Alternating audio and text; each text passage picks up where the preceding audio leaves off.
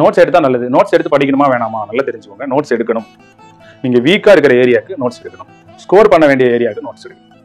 But notes ரொம்ப டீடைல்டா colour வேணாட்டு ரொம்ப டீடைலா வேண்டாம். ஹிண்ட் மாடல்ல நோட்ஸ் எடுத்தா கூட போதுமானது. ஹிண்ட் மாடல்ல நோட்ஸ் எடுங்க, அதுவே தாராளமா போகும். சரியா?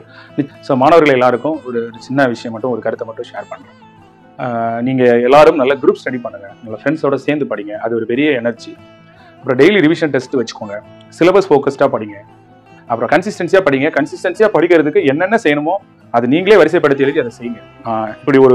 இப்படி ஒரு சவால் விட்டாதான் நான் படிப்பேன், இல்லை நான் இப்படி ஒரு கோர்ஸ் சேர்ந்தா தான் படிப்பேன், இல்லை நான் இப்படி ஃப்ரெண்ட்ஸ் கூட சேர்ந்தா தான் படிப்பேன், இல்லை என்னை இப்படி உற்சாகப்படுத்தினா தான் படிப்பேன் அப்படின்னு சொல்லி உங்க மனநிலைக்கு ஏற்ற மாதிரி கன்சிஸ்டன்சியை மெயின்டைன் பண்ண என்ன நீங்க பண்ணணும்னு நினைக்கிறீங்களோ அதை நீங்க தைரியமா எடுத்து பண்ணுங்க. தயங்கவே செய்யாதீங்க, செஞ்சு பாருங்க, ஒன்றும் தப்பே கிடையாது. சரி, அடுத்து வீக்னஸை சரி பண்ணி படிங்க. என்ன நான் சொல்லிட்டு வர பாயிண்ட்ஸ்லாம் நோட் பண்ணிக்கோங்க. வீக்னஸை ஃபர்ஸ்ட் சரி பண்ணுங்க, அது உங்களுக்கு மிகப்பெரிய பலத்தை தரும். ஒரு நாள் நான் இப்படி இருக்க மாட்டேன்னு சொல்லி அதை சரியா கடைபிடிச்சாலும் மனசு இவ்வளவு உற்சாகப்படுது. அந்த மாதிரி ரொம்ப நாளா நமக்கு ஏதாவது ஒரு இஷ்யூ, அதை சரி பண்ணி நீங்க உட்காந்து ப்ரிப்பேர் பண்ண மாதிரி பாருங்க. ஸோ எதுவாயினாலும் உங்கள்கிட்ட நம்பிக்கை இருக்கு, எந்த கவலையும் பண்ணாம ஹாப்பியா உட்காந்து படிங்க. உங்களால முடியாத ஒன்றும் உங்களுக்கு ஒப்படைக்கப்படலை.